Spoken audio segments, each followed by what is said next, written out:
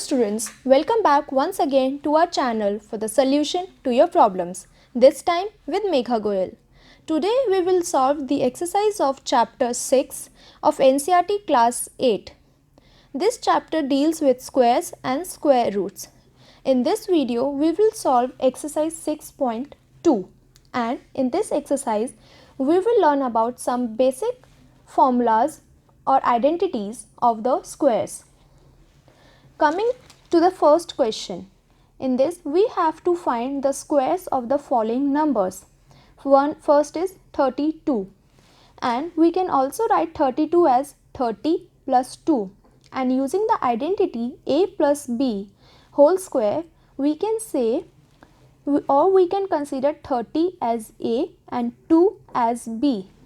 Using the identity a plus b ka whole square, which is a square plus 2ab plus b square. Therefore, 30 square plus 2 into 30 into 2 plus 2 square. Solving the equation, we'll get the resultant as 1024. So, the square of 32 is 1024. Second part is 35. Similarly, applying the same approach, we can write 30 as 30 plus 5. Considering 30 as a and 5 as b, apply the property a plus b whole square, which is a square plus b square plus 2ab. Therefore, the resultant will be 30 square plus 5 square plus 2 into 30 into 5, which gives us 1225. The third part of the question is 86, which can be written as 80 plus 6. Same, apply the property a plus b whole square. We can write it as 80 square plus 2 into 80 into 6, which is 2ab plus 6 square. The resultant will give us 7386.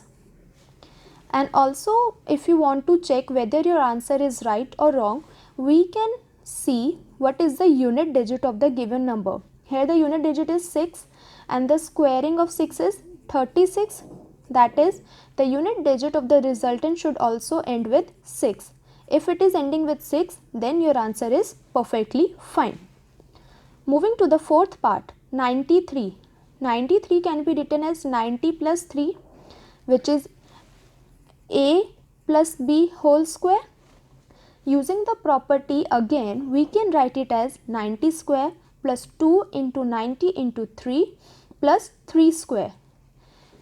Then solving the equation, the resultant will give us 8649. Again, if you want to check your answer, what is the unit digit of 93?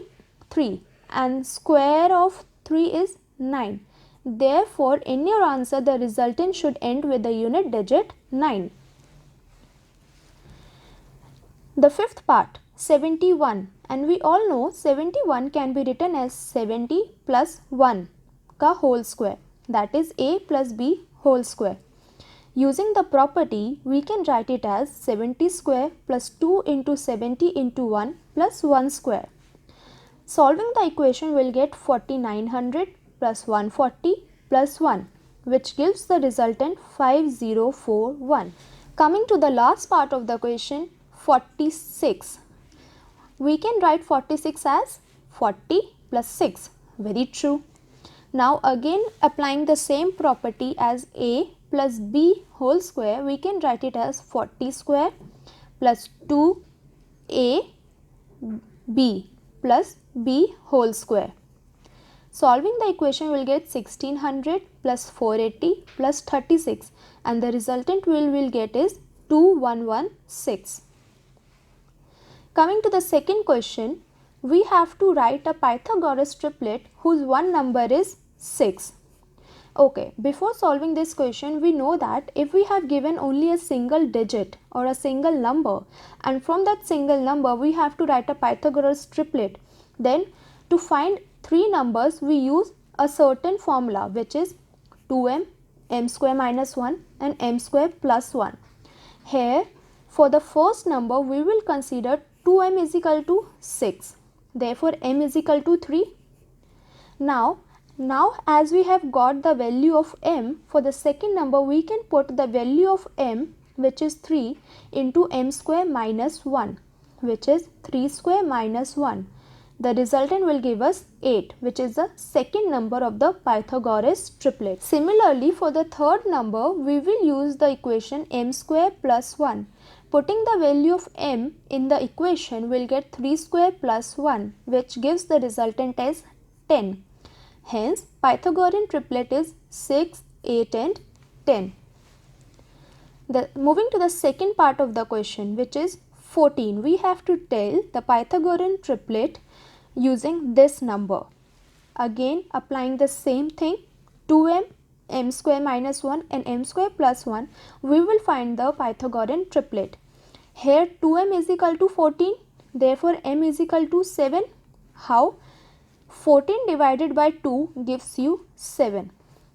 For as we have got the value of m, for the second number we will put this value of m into the equation m square minus 1, which gives us 7 square minus 1, which is 7 square is 49 and minus 1 gives the resultant as 48.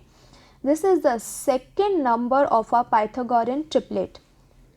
And for the third number, we will put the same value of m in the equation m square plus 1, gives us 7 square plus 1, that is 49 plus 1, which is 50.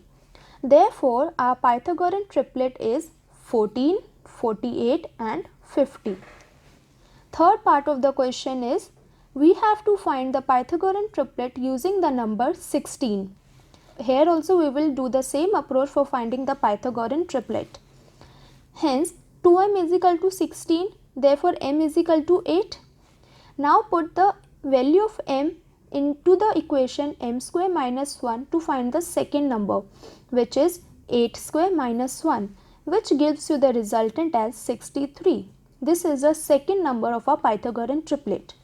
For the third number, similarly put the value of 8 into m square plus 1, which gives us a resultant as 65. So, our Pythagorean triplet is 16, 63 and 65. For the fourth part, the given number is 18, and using this 18 we have to find the Pythagorean triplet. Now I hope you would be able to solve this question with the same approach. Here we will consider 2m is equal to 18, which gives us m as 9. This is our first number of the triplet. For the second number, we will use the equation m square minus 1, and what is the value of m? Which is 9. So 9 square is 81. 81 minus 1 is 80. This is our second number. For the third square, put the value into m square plus 1, which is 81 plus 1 gives you 82. Therefore, Pythagorean triplet is 18, 80 and 82.